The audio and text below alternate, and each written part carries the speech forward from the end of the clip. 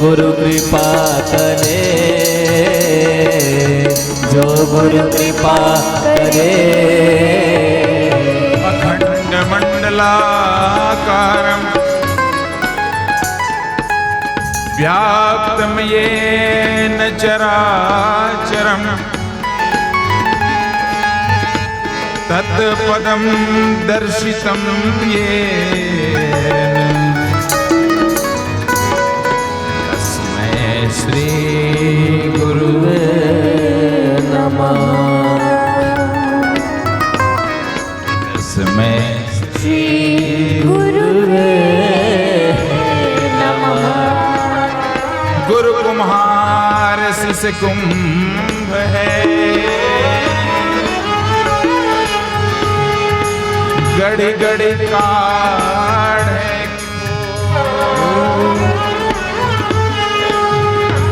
अंतर हाथ सहार दे, बाहर मारे तो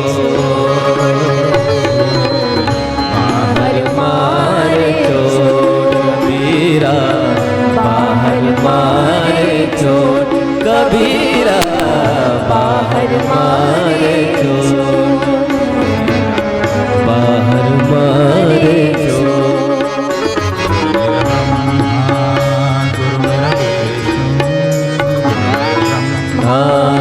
गुरुर्विष्णु गुरुर्पार ब्रह्म गुरुर्शंभु गुरुर्पार ब्रह्म गुरुर्शंभु।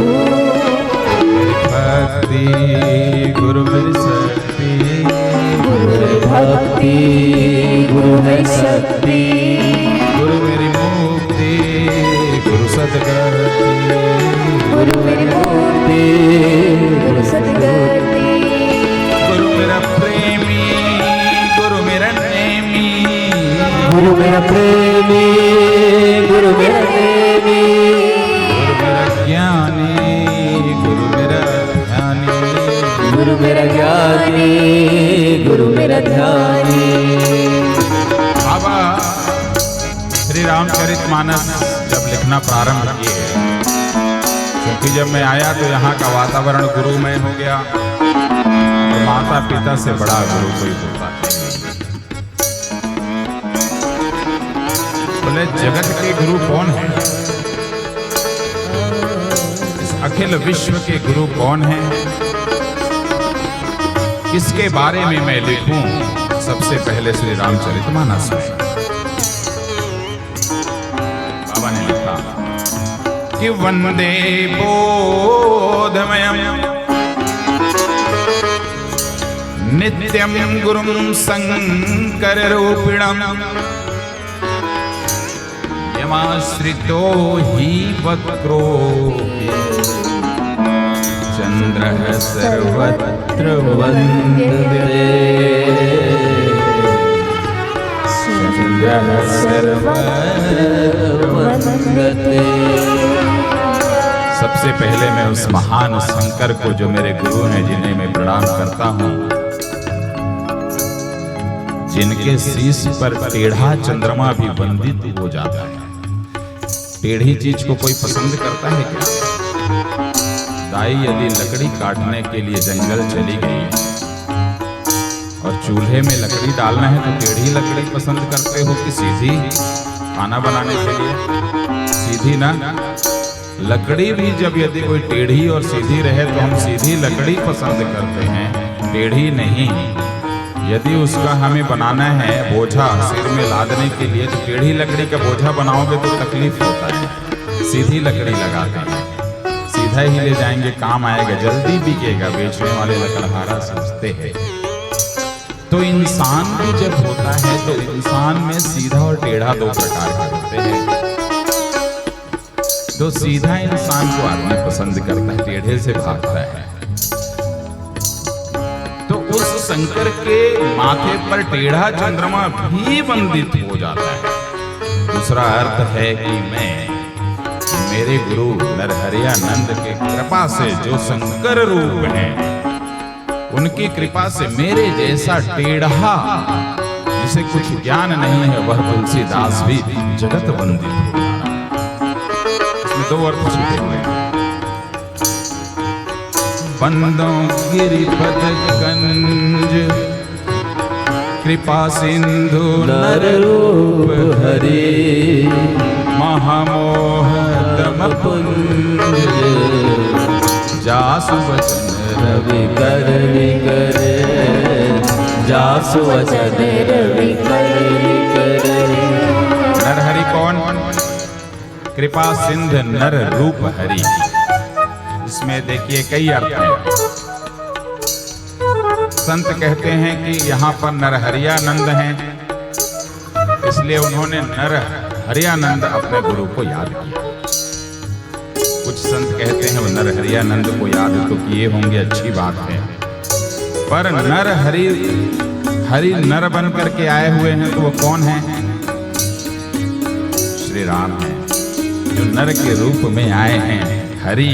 इसलिए मेरे गुरु राम हैं, उन्हें मैं वंदित कर रहा हूं। तीसरा, कुछ संत कहते हैं कि चूंकि भगवान राम का अवतार रावण को मारने के लिए हुआ है, इसलिए ताकतवर हरि के रूप में नर हरि माने नृसिंह भगवान को याद किया। बंदों गिरिपद कंज कृपा सिंध नर रूप हरे, ऐसे अर्थ इसमें आते हैं। और आगे जब चौपाई झूमते हुए मानस की प्रारंभ होती है तो किसको समर्पित हुई? किसको समर्पित हुई पहली चौपाई?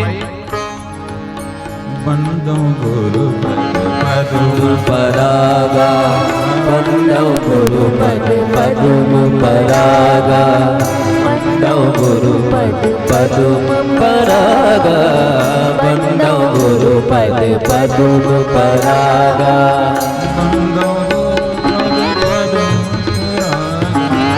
बंदों गुरु पद पदुम परागा। ऐसा है उनका चरण पदुम परागा है, कमल के पराग की भांति है। और सुरुचि सुबास सरस अनुरागा सुरुचि सुबास सरस अनुरागा सुरुचि सुबास सरस अनुरागा सुरुचि सुबास सरस अनुरागा। कल हमने सुना केवट जी का प्रसंग। भगवान राम चित्रकूट पहुंच गए, पर आपने कभी देखा, कभी आपने सोचने की कोशिश की अयोध्या कांड की शुरुआत कहां से होती है? बाल कांड की शुरुआत चौपाई में तो हो गई। बंदों गुरु पद परागा और अयोध्या कांड श्री गुरु चरण सरोज रज निज मन मुकुर सुधार वर्णो रघुबर विमल जस जोदायक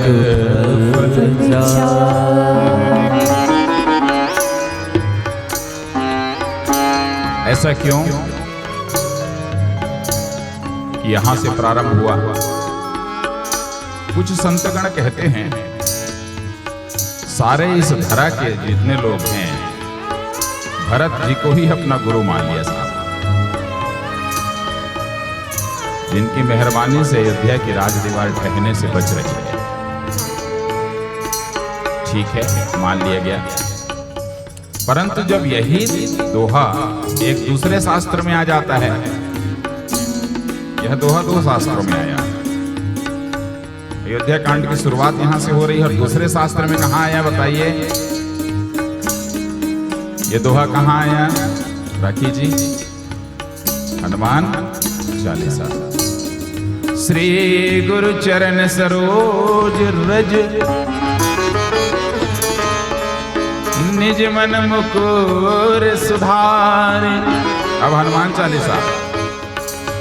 वरनो रघुवर विमल जस जोदायक बाबा को लगा मैंने लिखा है पहले, अब गुरु की बात आई तो मैं गुरु पे ही चला गया हूं। गुरु पे जब कभी कथा होती है तो बहुत सारे भाव हैं इसमें। बोले मैंने तो पहले कह दिया कि वंदे बोधमयम नित्यम गुरुम शंकर रूपिणम,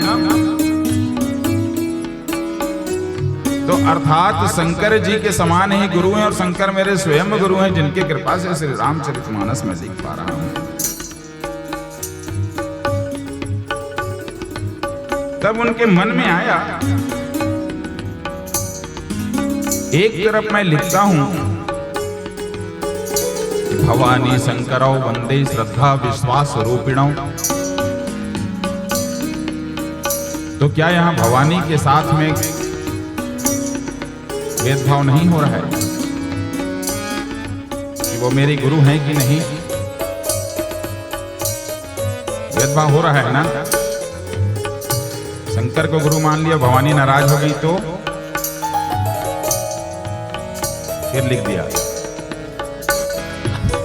गुरु पितु मातु महेश, गुरु पितु मातु महेश भवानी, महेश भवानी।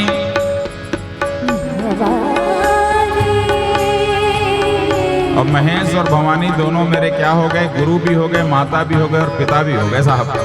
और अभी जो माता और पिता की यहाँ पर हो रही थी वंदना, ध्यान रखिए, वो माता और पिता भी हैं, गुरु भी हैं और महेश भी हैं और भवानी भी हैं। गुरु पितु मातु महेश भवानी, गुरु पितु मातु महेश भवानी, प्रणमो दीन बंधु दीन दानी, प्रणमो दीन बंधु दीन जानी। शंकर जी को पता लगा कि तुलसीदास जी मेरे प्रभाव से यद्यपि श्री रामचरितमानस लिख रहे हैं, और उन्होंने कह दिया कि अब गुरु जो हैं शंकर और भवानी हो गए। शंकर जी को लगा नहीं भाई ये तो दोष हो जाएगा, क्योंकि मेरे आराध्य तो राम है और माता पिता ही क्या होते हैं? प्रथम होते हैं ना। शंकर जी ने कहा कि नहीं, इस गलती को सुधारना पड़ेगा मुझे खुद को। किसे? मुझे खुद को। और सुधार दिया साहब। शंकर जी क्या बोले? उमा राम समहित जगवानी, उमा राम समहित जगवानी,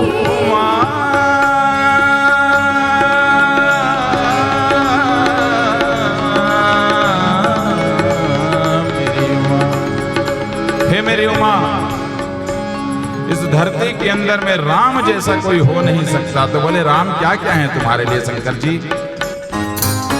गुरु पितु मातु बंधु प्रभु नाहि, गुरु पितु मातु बंधु नाहि, गुरु पितु मातु बंधु तब नाहि। तो शंकर जी के गुरु कौन हो गए और माता और पिता? राम जी हो गए। अरे ये कैसी बात हो रही है? अलग अलग गुरु आ रहे हैं सामने, इसका आशय क्या है? हमारा गुरु आत्मिक गुरु भी हो सकता है, मानसिक गुरु भी हो सकता है, पढ़ाने वाला गुरु भी हो सकता है, जीवन को बदलने वाला गुरु भी हो सकता है। माता पिता भी हमारे वो प्रथम गुरु हैं ही। हमारे जीवन को जो बदल दे वो हमारा गुरु है। यदि रामचरितमानस की पुस्तक या शास्त्र हमारे जीवन को यदि बदल दे, मेरे जीवन को बदल दिया, तो यह मेरी गुरु है। समझ रहे हैं? तो गुरु के अनेकानेक भाव हैं जो बाबा अपने ढंग से प्रतिपादित करते हैं।